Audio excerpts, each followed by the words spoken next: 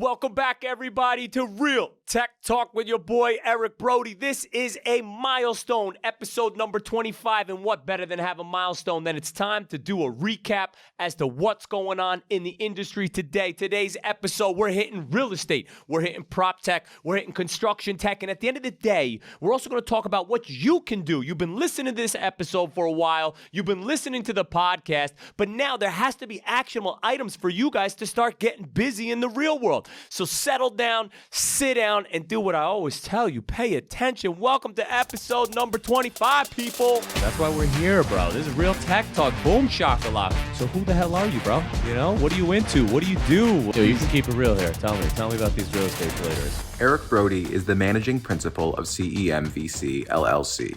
All opinions expressed by Eric and podcast guests are solely their own opinions and do not reflect the opinion of CEMVC LLC.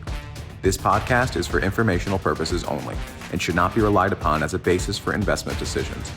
Clients of CEMVC LLC may maintain positions in the securities discussed in this podcast. What's going on in the industry, man? You know, we pump these things out every 2 weeks. We're on episode number 25. Changes are afoot. The market is changing, and we're finally talking about it. I was down in the Bahamas recently with The Real Deal, and we were talking about what are the major subjects going on today. Number one, distress. We're seeing it everywhere.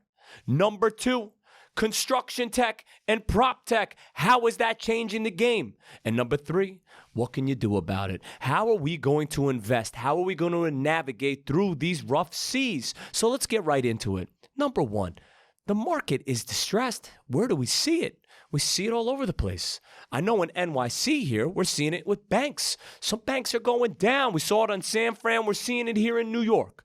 Banks, which are supposed to be our institutions of stability, unfortunately made some errors and the market didn't go in their favor. We also are seeing interest rates rise. Interest rates, the lifeblood of what was giving us cheap money, which was our ability to invest that capital into real estate development and construction, is all but drying up.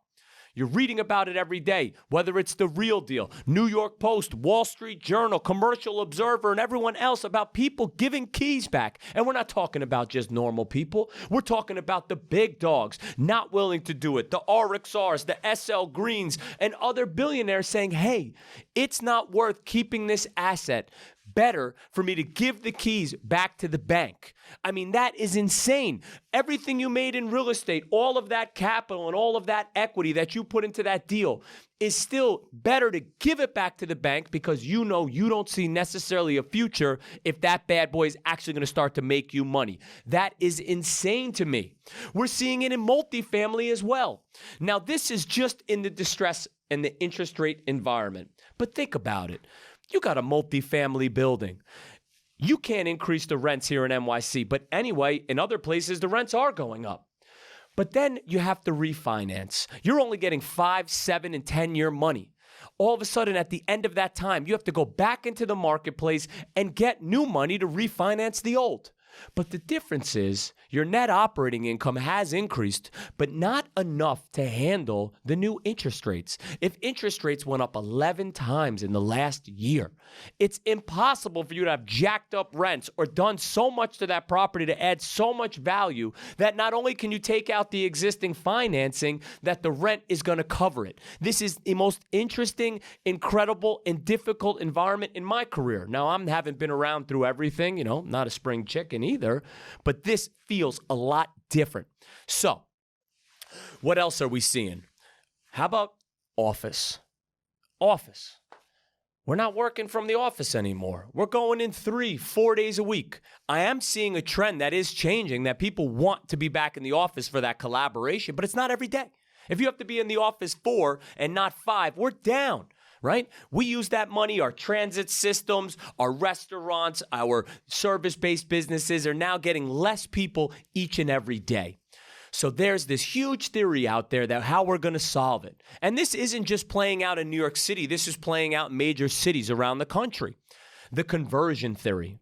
I think this is fascinating because not only is legislation against it, and why is that? Zoning says office goes over here, resi goes over here. It's not like we can just take office and say, poof, let's make it a residential neighborhood. So there's legislative issues. But what about this? And this isn't coming from me. I was at this conference and I heard this guy is one of the top 5 families in NYC, millions of square feet of office. He said, Eric, I've got 3 buildings that we did an analysis on. And by the way, I also spoke to my father, an architect in New York City for 44 years about this very same thing. Because he's like, oh, it's easy. You can convert office into residential. You cut back the building, put that floor area on top, boom, resi building. And I go, Dad, what about the floor plate? Right? The floor plates are massive. In residential, you need to have a certain amount of light and air. So speaking to this guy, he's got 3 office buildings that he's like, I'd love to convert those buildings.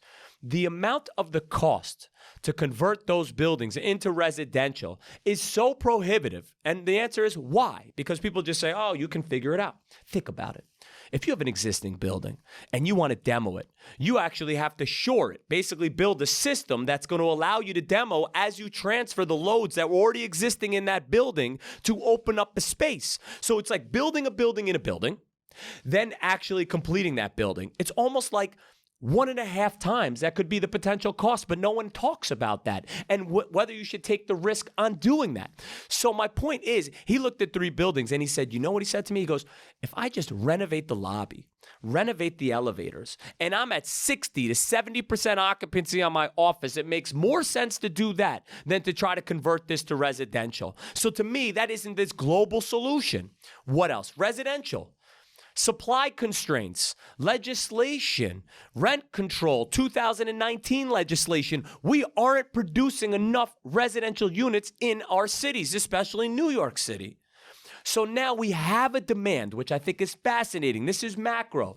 Urbanization is not dead. We still, just because we don't want to go to the office does not mean that we don't want to be around each other. We still love the exchange of ideas. We love the arts. We love to be together. That is a part of our species. It's showing in that residential rents are going up, up, and up.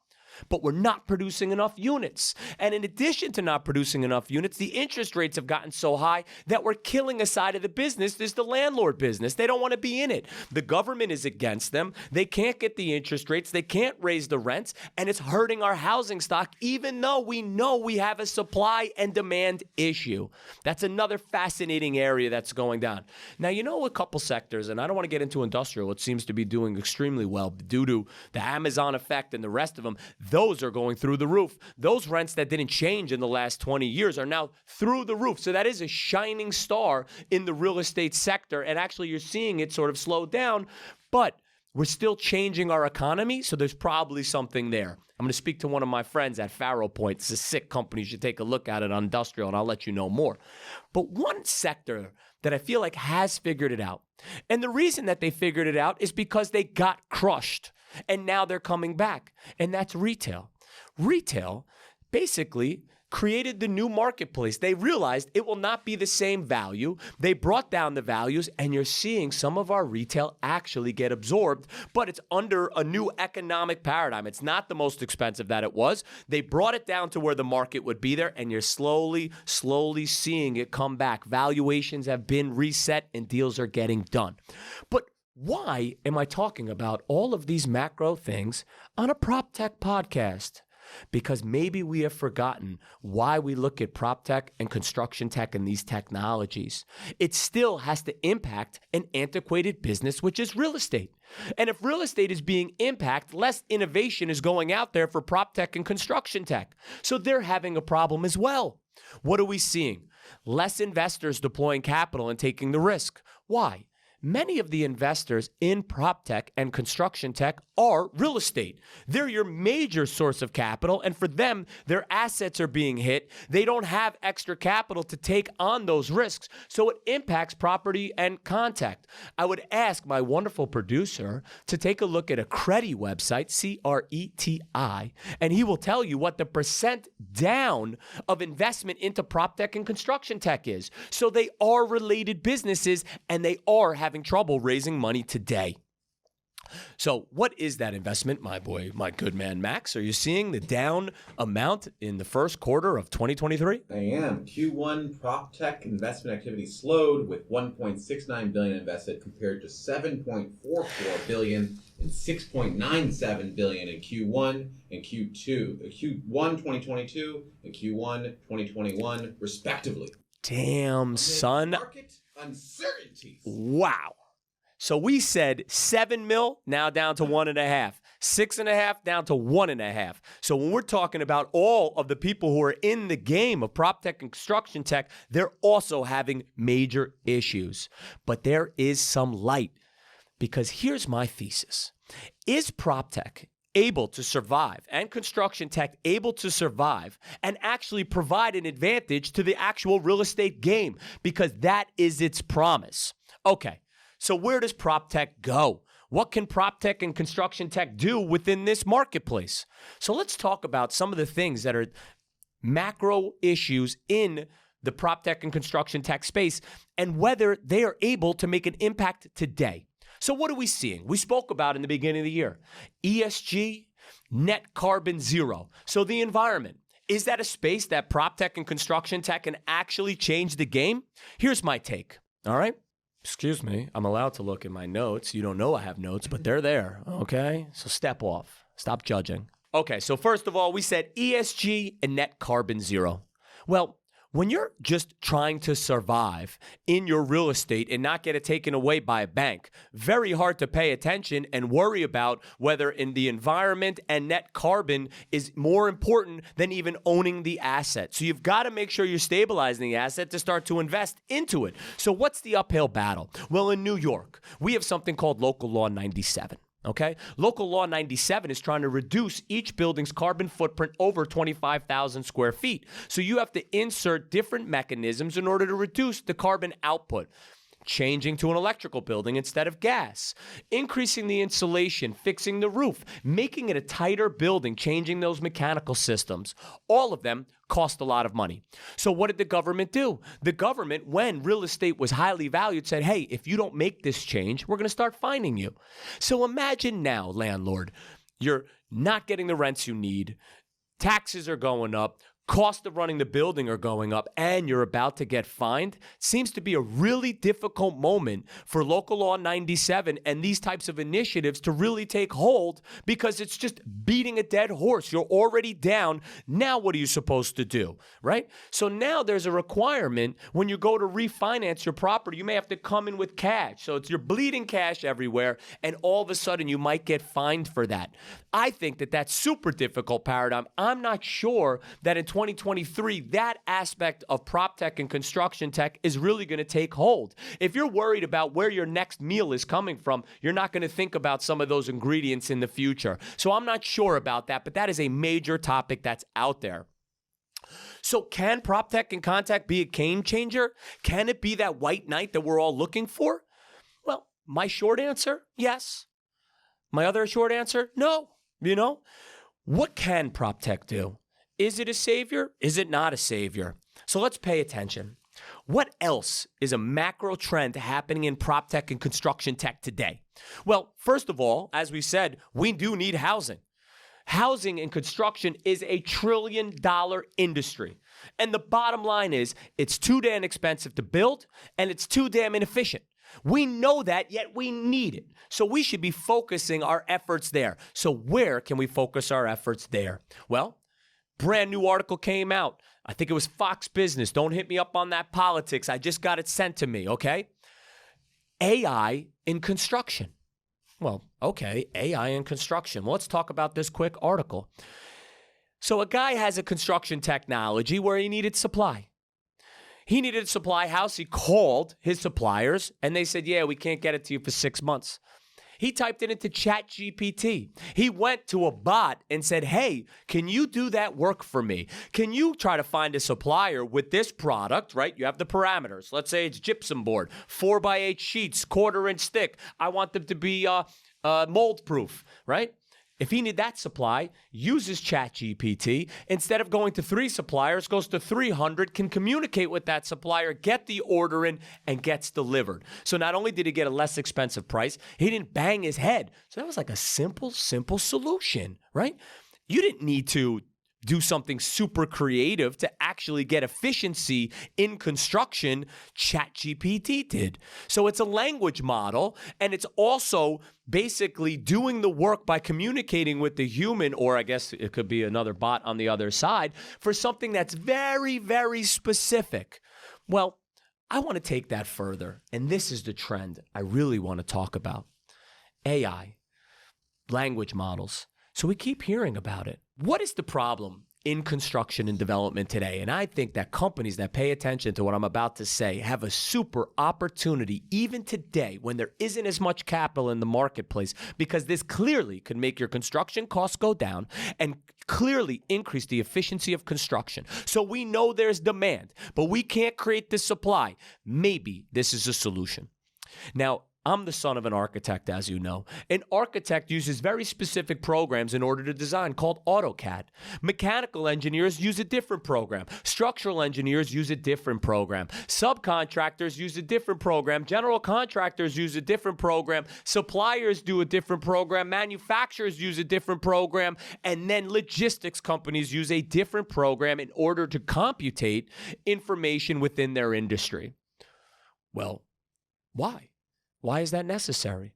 Well, in IoT, in software, in hardware, in buildings, companies came out called gateways. The ability to translate IoT information, software information, hardware's information to be an integrated system to an application is already happening.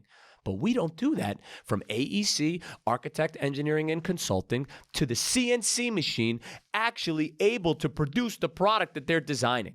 So what about if an architect's design, and this is only theory, I don't know who's attacking this, I'm certainly interested in these companies, but I see that the technology is available, that when they draw a line, there's an actual dimension to that line that it actually equates to a product that can be manufactured. But what does that mean? That means every change that happens, the MEP design, the structural design, the layout design, the finished design is all coordinated and changing with it.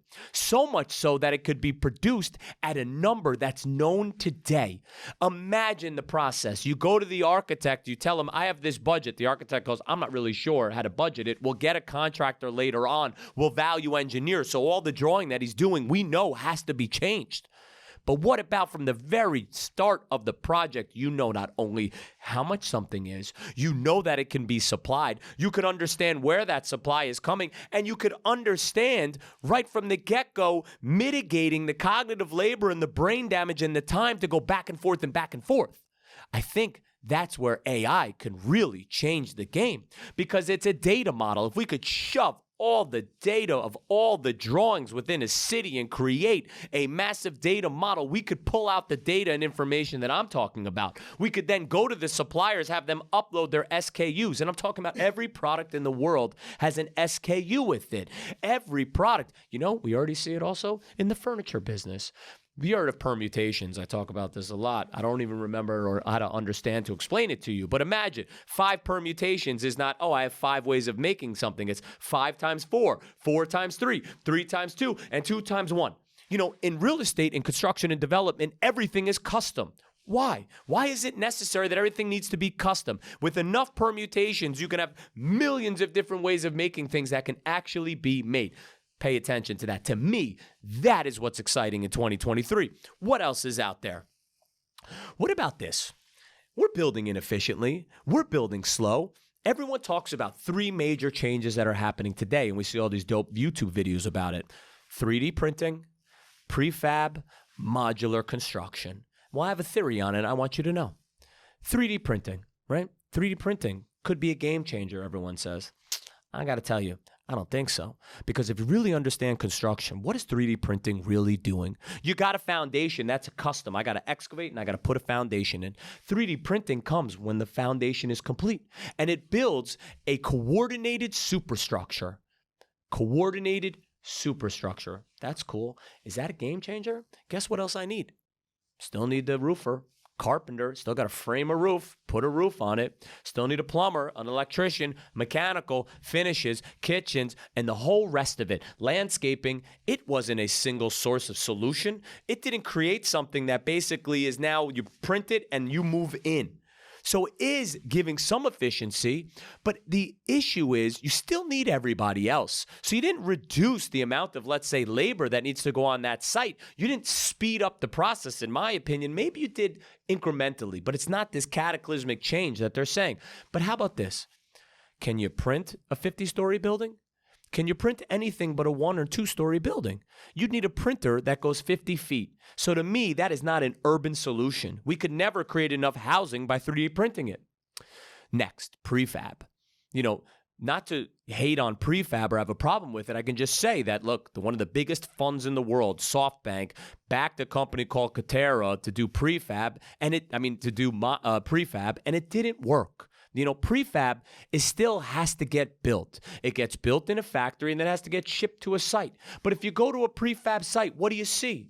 You still see guys and people there building it to have to then take it and then install it somewhere. Now, there's other issues when it comes to urban areas and that the core needs to be seismic and be built out of concrete. And then you have prefab, which is perfect elevation, so you can't have 90-degree angles. So it's got a lot of issues, but people seem to be super fascinated with it. But we've been doing it for years, and I don't see these major changes. I saw a couple hotels get built in the city, but it's not this major change. So to me, the sexy one, the one that really could make a change, is prefabricated. We also call it a kit of parts. Think about it. If we could actually fabricate small pieces, enough that people can actually handle and install with instructions in sizes that they could just take out of a box and install, it very much reminds me of Legos. Maybe that's the solution. It has some issues. There's distance issues. But to me, those looking at prefabrication and something called kit of parts are onto something. That could be a game changer. And we started to speak to companies in the PropTech and construction tech space. But why?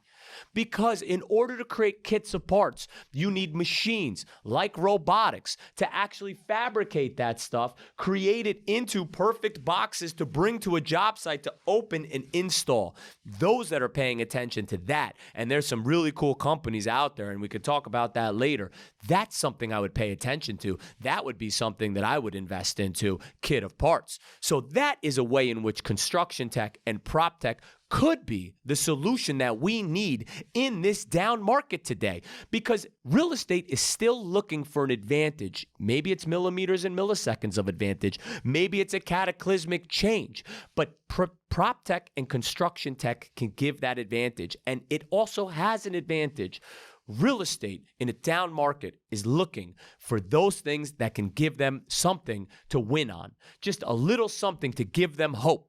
And that's where prop tech and construction tech needs to insert itself in, right? Next, I think another fascinating industry that's not getting enough attention, but it will. Robotics. We invested in a company that's using robotics in order to clean facades. I met a company today that's taking construction vehicles and making them autonomous. If we already do it with cars, why couldn't you do it with construction vehicles? They can then work a lot longer in excavation and moving earth or in doing heavy lifting or whatever it is. Robotics. We're seeing robotics companies doing last mile deliveries, actually in-building deliveries. It's happening. Robotics can also create efficiencies. Right now, I think robotics is too expensive. We don't have standard robots that are inexpensive, but we've got to pay attention how robotics is doing things that are dangerous and being more efficient. To me, that's a place of great change. And I also know a bunch of innovative companies in that space that are doing it. You could also reach out and I'll tell you about it. Okay, what else? I'm dealing currently, as you guys all know, with Rescue Capital. And we're talking to private equity shops. And some of those private equity shops have something called data scientists, and they use data analytics. Well, imagine a data scientist. It's the number one career outside of college today. You're getting the most bang for your buck if you go to college to become a data scientist. What is a data scientist? A data scientist is able to take massive amounts of binary information and data and then create theses with that information, right? So the major companies, you saw it in hedge funds for a while, the private equity funds looking for those opportunities have retained data scientists. But we, in the long tail, don't necessarily have access to that same information. So those companies that have the ability to get us data science and data analytics to our advantage are worth paying for. And we see them all the time. There's companies out there like Market Proof that's on the market that gives you that information. And there's there's a few others that are out there. But you've got to get the business intelligence, and those companies that can bring that business intelligence and that market data and that data analytics right to you are the ones to pay attention to now. Another one, this company called Property Scout. They're trying to take the zoning resolution and digitize it for you so that you can actually see and underwrite and understand the building that you can create. That, to me, is an incredible opportunity today. And what I like about these is the requirement for change is so strong. The stress is there. We talked about it at the top of the show. So if the requirement for change and the stress is there, people are required to change. People don't want to change. They have to change. And you know another company that really inserted itself when people had to change and became something really spectacular? Airbnb. So pay attention to what's happening today and the theses that I'm saying, because the opportunities are there. So we talked a lot about some of these really interesting changes that are happening. What do you do with this information? Like, what are the action items that you can actually take this information then and apply it and do something? Well, I think that there are 4 different ways. First, technologists. Pay attention to what I said.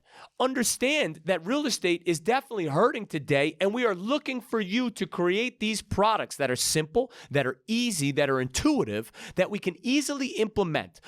Real estate has a big problem with technology. You know, you talk a big game, but you've got to be ready to insert it, especially when you're talking to New Yorkers. You can't say that you've got a product that works if it doesn't work. You got one shot at the title, and you're burning every bridge when it's not working perfectly. So my point is, these theses and these theories as to where I think that real estate is going and the changes that are required, you need to build those technologies, and you need to be spot on. Now, I'm not a technologist. I'm just saying, if you are one, these theories that I'm stating is something you should apply that to, come up with those technologies, and I think you could be the next unicorn. Well, what about if you're not a technologist? How about a real estate professional? Many of us who watch this show are in real estate. Different types: multifamily, office, industrial, construction, development. I've had people from all over the real estate spectrum tell me that they're watching the show. Real estate professional.